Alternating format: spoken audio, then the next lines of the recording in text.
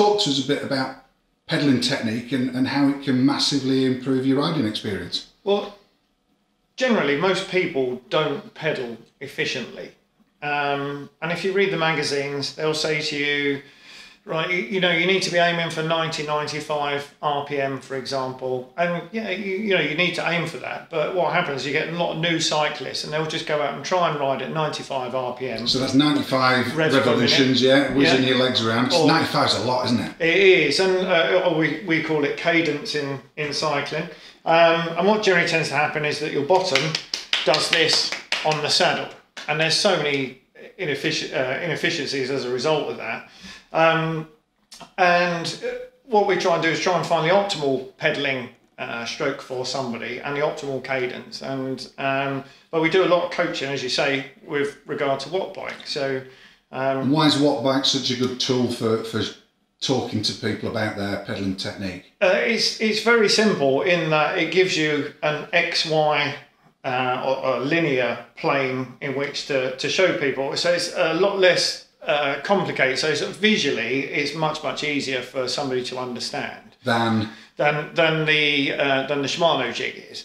Shimano jig gives a lot more information. It's more interesting from my point of view. But in terms of sort of trying to show somebody what they're doing and what they're not doing, I find that the watt bike is much more efficient. So when you say people come to you and with generally quite inefficient pedalling techniques, it's probably best to actually demonstrate what you mean by that. Yeah, absolutely. I mean, the watt bike has something called a PES, which is a pedaling efficiency score out of 100. Top pros, you're looking at a pedaling efficiency score of about 80, so 80%. The vast majority of people that come to me are less than 40, and in some cases less than 20. So that means that less than 20% of the energy that's going forwards, which is what this measures, is going into propelling them forward. So that's a huge, so you put in all that effort and you're only getting 20% out. So I can demonstrate a poor technique for you if you want. So yeah, it's going to be difficult, isn't it? Because you pedal so silkily smooth. Well, like a Teflon coated teapot I am. So, but right, so this is poor technique. So this is quad heavy. So this is what a lot of people end up pedaling like. So if I let the gear kick in, so there we go. So you end up with this sort of, it's basically like a figure of 8 joined in the middle.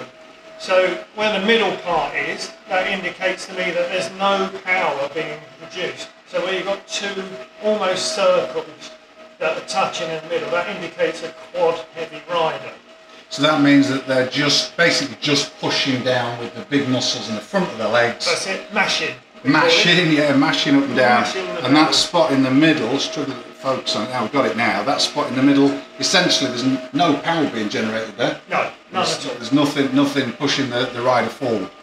So, how do you change that? Well, I sort of break it down into 5 component parts. So the next part I do is driving from the hips. So if you have a look at the graph, I'll show you how that affects. So this is basically driving forward, and the graph opens up. So this is using, I'm just going to swing the camera back round, just point to the muscles that you're using now. So there, it's the hip flexors that we're using. So further up the leg, into the hip, you're now using that. And just how are you doing, like what are you doing? I'm simply moving my foot forwards. You're driving it forwards, really pushing it forwards. Rather than pushing down. Yeah. So that's the engagement of one extra muscle group that a lot of people don't. Yes, so the vast majority of people will only pedal using their quads. Yeah. So then if I lap that, you can see how much more efficient that is. So immediately we've lapped to, so bear in mind this is only using the hip flexors and the quads now. The pedaling efficiency score has leapt to 66. Where it was in the 30s before? 44 it was. 44, and now it's jumped up to 67 just by engaging an extra muscle group. Yes. So already massive improvement. You can see the shape of the graph is changing. Yep. There's not got that dead spot right in the middle. That's right. Keeps going green, which means it is efficient and working well, flashes back into orange. Yes. But it's at the moment I'm not using hamstring or calf. Okay, so show us what difference it then makes when you engage those. So this is purely hamstring. So you see the graph opens up again. Which is really interesting, isn't it? You're not actively driving down with your quads. None at all. No drive at all. But you're creating a really efficient pedalling stroke.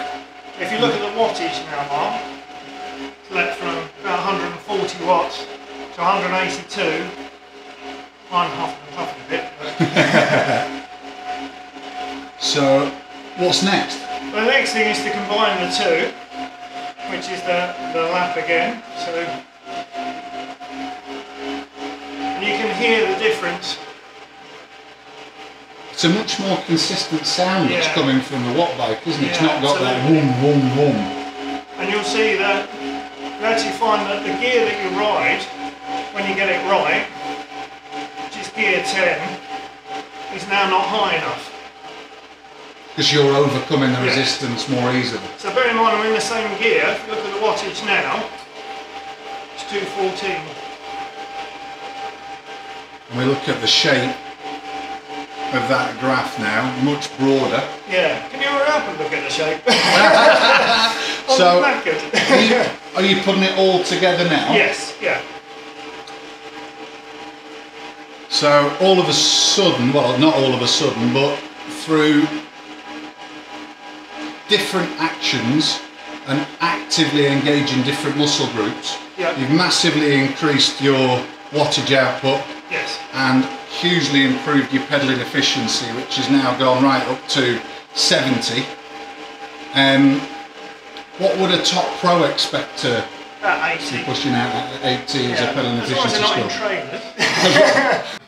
Really brilliant visual demonstration, which is abstract otherwise. When you show it on a graph like that, it's hugely impressive to see that just by consciously engaging different muscles, you become a better cyclist. Yeah, and the resistance hasn't changed. Yeah. So a lot of people say, oh, you must change the resistance and therefore makes you, put more power down. There was no change in resistance. It was gear 10.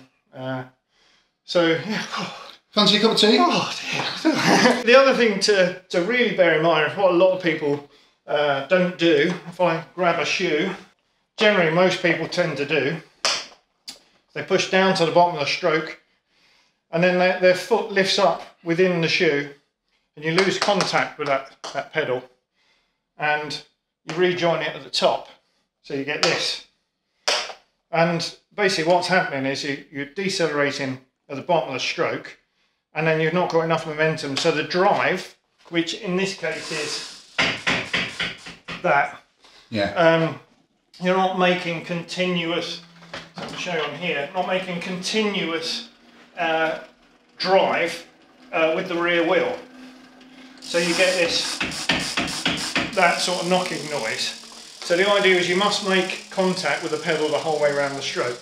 And I show people how to do that. It's not as easy as it sounds. No, it definitely from experience, it takes an awful lot of practice to make small improvements. But when you've ridden bike for 30 odd years. Yeah, but I'll tell you one thing it's noticed is that I really need to do some more training.